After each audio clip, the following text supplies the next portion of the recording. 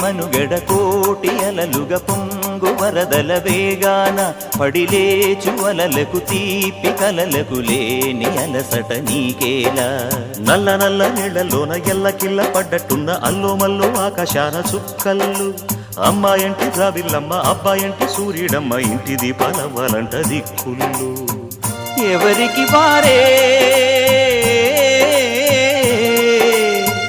యమునకు నీరే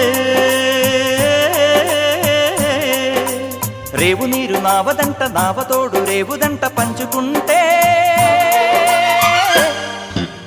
గోరువంక వాలగానే గోపురానికి స్వరాల గణగణ గంటలే మోగనేలా గోపబాలుడొచ్చినాక గోకులానికి పెదాల కిలకిల పువ్వులే పుట్ట